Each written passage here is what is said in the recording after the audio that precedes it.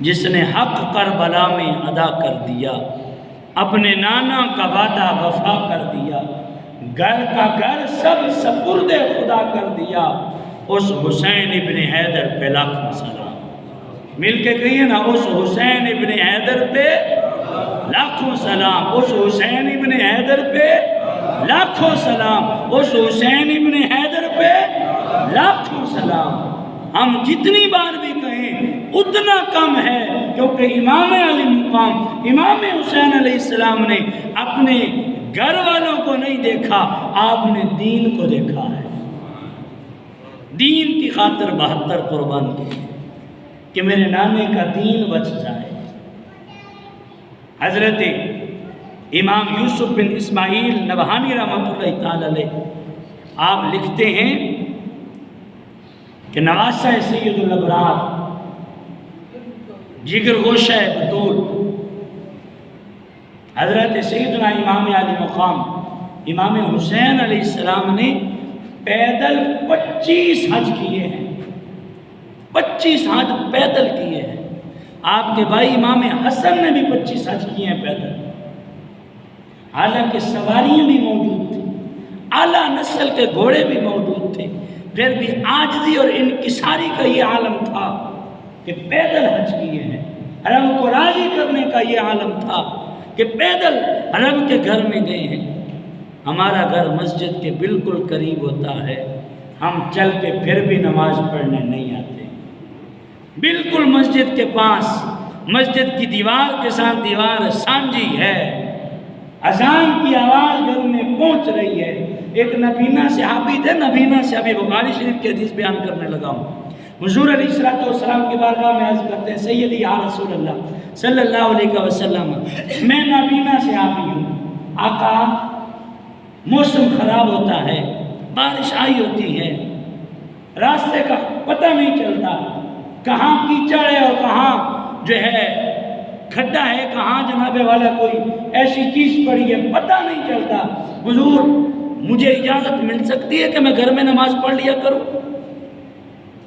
یہ میں ان لوگوں سے مخاطب ہوں جو نماز پڑھتے نہیں، اور اگر پڑھتے بھی ہیں تو گھر میں پڑھتے ہیں، مسجد میں نہیں آتے، ان حضرات سے مخاطب ہوں۔ اور جن کو آپ جانتے ہیں انہیں نماز جمعہ کے بعد جا کے یہ روایت بیان کر دیجئے گا۔ عرض کیا، کہا مجھے نظر نہیں آتا، موسم خراب ہوتا ہے، کیا میں گھر میں نماز پڑھ سکتا ہوں؟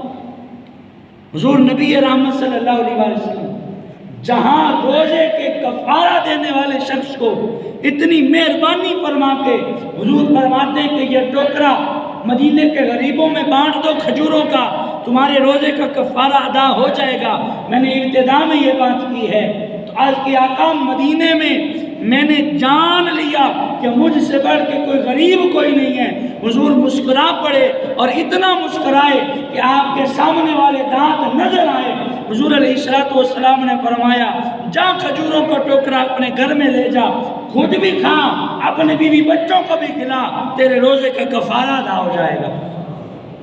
وہ رحمت للعالمین نبی کہ جن کی بارگاہ کے اندر جو سوالی مانگنے آیا ہے آپ نے انہیں خالی نہیں لوٹایا، بھر بھر کے دیا ہے۔ یہ نبینا صحابی ہیں اور عرض کرتے ہیں، آقا نظر نہیں آتا، موسم کی خرابی ہوتی ہے، کچھ رخصت مل سکتی ہے کہ میں نماز گھر میں پڑھ لیا کروں؟ اب جملے سننا، آقا و مولا نبی رحمت صلی اللہ علیہ وسلم نے کیا جملے ارشاد فرمائے۔ حضور علیہ السلام نے فرمایا کہ تجھے اذان کی آواز سنائی دیتی ہے؟ عرض کی، جی ہاں سیدی یا رسول اللہ صلی اللہ علیہ وسلم، میرے گھر تک اذان کی آواز پہنچتی ہے۔ حضور علیہ السلام نے فرمایا پھر تیرے لیے ضروری ہے کہ تو مسجد میں آ کے نماز پڑھ، تیرے لیے ضروری ہے تو مسجد میں آ کے نماز پڑھ۔ اس وقت تو بھائی سپیکر بھی نہیں ہوتے تھے، اس وقت تو جناب والا چبوترے پہ چڑھ کے اذان پڑھی جاتی تھی۔ آج تو سپیکر موجود ہیں، ہم یہ بھی نہیں کہہ سکتے کہ مجھے اذان کی آواز نہیں سنائی دی، ہم یہ بھی نہیں کہہ سکتے کہ مجھے نماز کے وقت کا پتہ نہیں چلا ہے۔ ہم یہ بھی نہیں کہہ سکتے کہ میرے کپڑے خراب تھے، آج تو ہمارے پاس ہر طرح کی سہولت موجود ہے۔ تو پھر سوچو ہمارا حال کیا ہوگا۔ صحیح حدیث پاک جو نبی رحمت صلی اللہ علیہ وآلہ وسلم نے فرمایا، اگر مجھے گھر کی عورتوں اور بچوں کا خیال نہ ہوتا تو میں اپنے مصلے پہ کسی اور کو کھڑا کرتا اور ان لوگوں کے گھروں کو آگ لگا دیتا جو اپنے گھروں میں نماز پڑھتے ہیں۔ رب کے گھر ہم تعمیر تو کر لیتے ہیں، لیکن ہمارے اندر رب کے گھر کو آباد کرنے کی ہمت نہیں ہے۔ میں اگر اس کو اس انداز میں ایک جملے میں بیان کروں تو شاید آپ کے دل کے دروازے پہ میں دستک دے سکوں، شاید کہ اتر جائے تیرے دل میں میری بات، رب کے گھر میں تو کیوں نہیں آ رہا؟ کبھی اکیلے بیٹھ کے سوچا ہے؟ رب کے گھر میں تو کیوں نہیں آ رہا؟ آج جا کے نماز جمعہ کے بعد سوچنا اور ان لوگوں کو بھی پیغام دینا جو مسجد نہیں آتے ہیں، رب کے گھر میں نہیں آتے ہیں، انہیں یہ پیغام ضرور دینا۔ پیغام کیوں دینا؟ یہاں بھی ایک حدیث پیش کر دیتا ہوں۔ نبی رحمت صلی اللہ علیہ وآلہ وسلم نے فرمایا، سرسبز و شاداب ہو اس بندے کا چہرہ، سرسبز و شاداب ہو، کھلا رہے اس شخص کا چہرہ جس نے میری بات کو سنا اور لوگوں تک پہنچا دیا۔ حضور نے دعا دی ہے اور دعائے رحمت دی ہے۔ میرا یہ پیغام پہنچانا ضرور ہے جہاں تک پہنچ سکے کہ یار تو رب کے گھر میں کیوں نہیں آتا ہے؟ غور کرنا ذرا۔ جملہ دینے لگا ہوں، اللہ نے تجھے مال بھی دیا ہے، تجھے اولاد بھی دی ہے، کاروبار بھی دیا ہے، جسم بھی صحیح سلامت تندرست و توانا دیا ہے، پھر رب کے گھر میں کیوں نہیں آتا ہے؟ پھر کیا پریشانی ہے؟ وافر مقدار میں مال ہے تیرے پاس، اللہ نے اولاد سے بھی سرفراز کیا ہے، دنیا کی تجھے پریشانی بھی کوئی نہیں ہے، پھر بھی رب کے گھر میں نہیں آتا ہے۔ یہ میں سوال دے رہا ہوں، آپ کے دل کے دروازے پہ دستک دے کے سوالی بن کے سوال کر رہا ہوں۔ جواب سوچئے گا، ایک جملے میں جواب دینے لگا ہوں اور جواب اتنا دل آویز ہے کہ میں کہتا ہوں کہ اسے سونے کے پانی سے بھی لکھو تو پھر بھی اس کی حیثیت کم پڑ جائے گی۔ غور کرنے والی بات ہے۔ ہمیں جناب والا رب کی بارگاہ کے اندر رو رو کے اپنے رب کو منانے کی بات ہے کہ یار تو رب کے گھر میں آتا کیوں نہیں ہے؟ تیرے پاس مال بھی ہے، اولاد بھی ہے، کاروبار بھی ہے، ہر طرح کی سہولت تجھے رب نے دے رکھی ہے، تجھے ہٹا کٹا بھی بنایا ہے، جوانی بھی دے رکھی ہے، تیرے بازو بھی سلامت ہیں، تیرے پاؤں بھی سلامت ہیں، تیری آنکھیں بھی سلامت ہیں، تو چل بھی سکتا ہے، بول بھی سکتا ہے، آ بھی سکتا ہے، پھر رب کے گھر میں کیوں نہیں آتا؟ اس لیے کہ وہ رب تجھ سے ناراض ہو چکا ہے،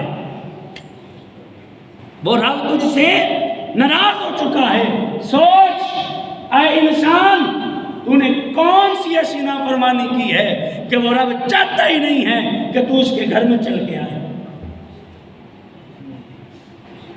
وہ رب چاہتا ہی نہیں ہے، وہ پسند ہی نہیں فرماتا۔ میں اکثر یہ مثال دیتا ہوتا ہوں، گھر میں مہمان کی 3 قسمیں ہیں۔ ایک وہ مہمان ہے کہ جس کے لیے جناب ہم چاہتے ہیں کہ بس یہ آیا ہے تو اب اٹھ کے چلا جائے، اتنا ہی اس کے لیے کافی ہے کہ ہمارے گھر میں آیا اب چلا جائے، ضرورت نہیں ہے۔ دوسرا وہ مہمان ہے کہ جس کو ہم پسند ہی نہیں کرتے کہ یہ ہمارے گھر میں آئی ہی نہیں، ہمارے گھر کے دروازے اس کے لیے بند ہو گئے۔ تیسرا وہ مہمان ہے کہ جس کے لیے ہم چاہت کرتے ہیں، تمنا کرتے ہیں، بار بار گڑ گڑاتے ہیں، آرزو کرتے ہیں، وہ کوئی نہیں یار تھوڑی دیر اور بیٹھ جانا، وہ بیٹھ جا یار بیٹھ جا، راتی رہ کے چل جائیں، ترلے کرتے ہیں، منتیں کرتے ہیں کہ رک جا یار رک جا، مہربانی، اتنے دنوں کے بعد اتنے سالوں کے بعد آیا ہے، کوئی نہیں گھنٹہ گھڑی 2 اور بیٹھ جا۔ بڑا مزہ آ رہا ہے تیرے سے گفتگو کرنے کا، ترلے کرتے ہیں، منتیں کرتے ہیں۔ یہ 3 قسمیں ہیں مہمانوں کی، بلا تمثیل و بلا مثال۔ رب کے گھر میں آنے والوں کی بھی 3 ہی قسمیں۔ ایک وہ بندہ ہے کہ جو آیا رب کے گھر میں، اب رب یہی چاہتا ہے یہ میرے گھر سے نکل جائے۔ کیوں؟ وہ دنیا والوں کو دکھانے کے لیے آیا، میں بھی آ گیا ہوں۔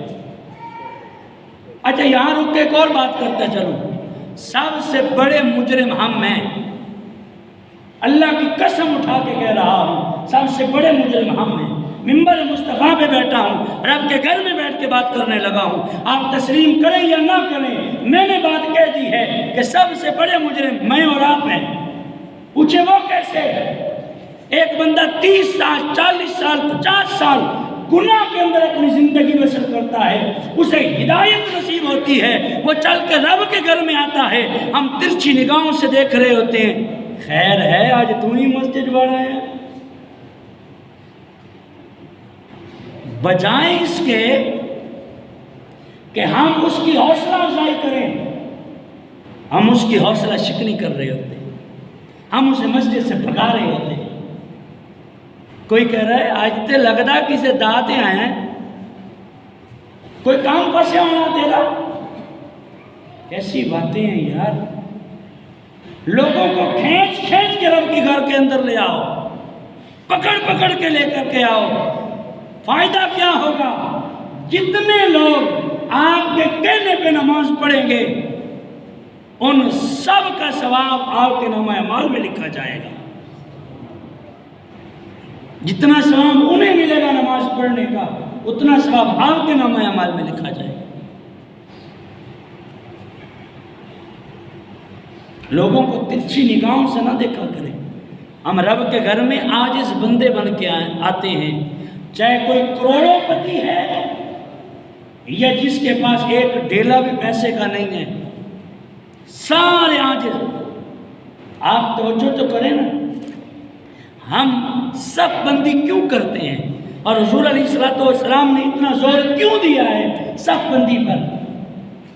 مسجد میں آ کے کہیں کہیں کھڑے ہو کے نماز پڑھ لیتے، صف بنانے کی کیا ضرورت تھی؟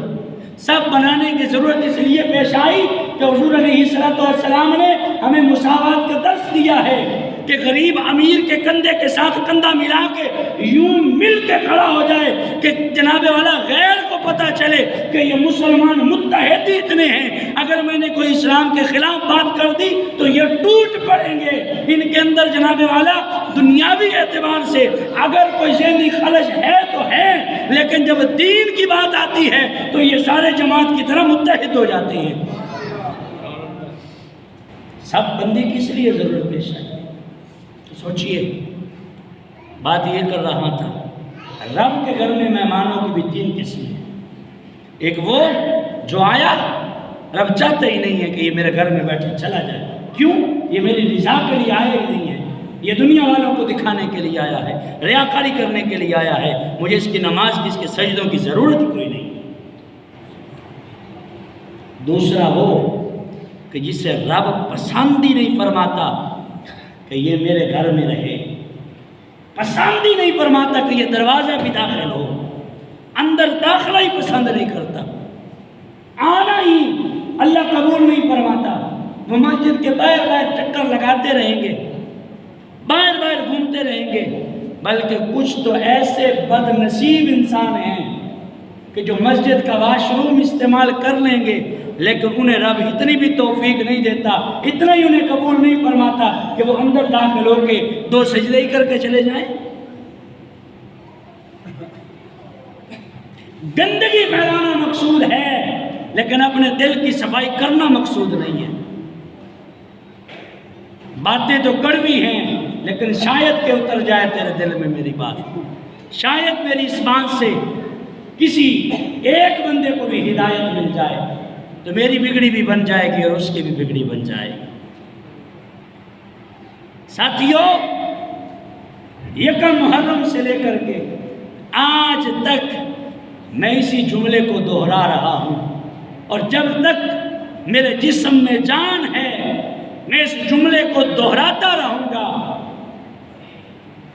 سبیلے لگانے والوں، لنگر پکانے والوں، ذکر حسین کی محافل کروانے والوں، کام بہت اچھا ہے جو تم کر رہے ہو، کام بہت اچھا ہے، منع نہیں ہے، روکتا نہیں ہوں، بہت اچھا ہے۔ کسی کو پانی پلا دینا، کسی بھوکے کو کھانا کھلا دینا، ذکر کی محفل سجا لینا، لیکن یہ سارے کام مستحبہ ہیں، کر لو تو ثواب ہے، نہیں کرو گے تو گناہ نہیں ہے۔ ہمیں ان کاموں کے کرنے کا امام علی مقام نے حکم نہیں دیا، خدا کی قسم نہیں دیا، کسی کتاب میں مجھے نہیں ملا کہ ان کاموں کا امام علی مقام نے حکم دیا ہو کہ میری شہادت ہو رہی ہے تم یہ کام کر لینا تمہاری بخشش ہو جائے گی، بلکہ ہمیں امام علی مقام امام حسین علیہ السلام کربلا کی تپتی ہوئی ریت پر جاتے جاتے یہ پیغام دے کر کے گئے کہ میں سر سجدے میں کٹوا رہا ہوں، نماز کے دامن کو نہ چھوڑنا، نماز کے دامن کو نہ چھوڑنا۔ جو نماز پڑھتے ہیں وہی سبحان اللہ کہہ لیں۔ مجھے پتہ ہے باتیں میں بڑی کڑوی کر رہا ہوں، بہت ساروں کو اچھی نہیں لگ رہی، لیکن کہتے ہی یار سبحان اللہ۔ سبحان اللہ کہنے پہ تو پابندی نہیں ہے، حکومت نے آپ لوگوں پہ ٹیکس لگائے ہیں، سبحان اللہ پہ کوئی ٹیکس نہیں ہے یار، بغیر ٹیکس کے سبحان اللہ کہہ سکتے ہیں۔ نماز پڑھو یار، امام علی مقام کا آپ ذکر سن رہے ہیں، امام علی مقام کی آپ شان سن رہے ہیں، انہوں نے تو سر سجدے میں کٹوایا ہے۔ میں اور آپ حسینی ہونے کا تو دعویٰ کرتے ہیں، لیکن نماز کہاں پڑھتے ہیں؟ نماز کی تو ہمیں فکر ہی نہیں ہے، نماز کے تو ہم قریب ہی نہیں جاتے۔ کہو یار نماز پڑھ لو، کہا کپڑے گندے ہیں۔ اور بھائی کیا گندگی لگ گئی ہے؟ جب شادی پہ جانا ہے تو تیرے پاس کتنے جوڑے ہیں؟ تو مہندی پہ الگ پہنتا ہے، برات پہ الگ پہنتا ہے، ولیمے پہ الگ پہنتا ہے، مقلاوے پہ الگ پہنتا ہے، پھر تیرے پاس طرح طرح کے جوڑے آ جاتے ہیں، نئی لباس ہے تو نماز کے لیے نہیں ہے۔ کل قیامت والے دن امام علی مقام امام حسین علیہ السلام نے جب رب کی بارگاہ میں جب کے سامنے جانا ہے، اللہ کے حضور کھڑے ہو کے امت محمدیہ سے امام علی مقام نے یہ سوال کر دیا کہ مالک و مولا اے امت محمدیہ سے پوچھ کہ میں نے دین بچانے کے لیے، نماز بچانے کے لیے اپنا تن سر سے جدا کرا دیا، انہوں نے کیا کیا ہے؟ میں نے تو سجدے میں سر کٹوایا، انہوں نے کیا کیا؟ امت کے پاس کوئی جواب ہے؟ کیا جواب ہے؟ امام نے پوچھ لیا کل قیامت والے دن، ہم حسینی ہیں نا بھائی، حسینی ہیں نا، سارے حسینی ہیں۔ امام نے پوچھ لیا کہ میں نے تو نیزے کی نوک پہ چڑھ کے قرآن پڑھا تھا، تمہاری الماریوں میں 1.5 فٹ مٹی قرآن کے غلاف پہ پڑی تھی، وہ بھی صاف نہیں کی تم لوگوں نے، کیا جواب دیں گے؟ نہیں ہے ہمارے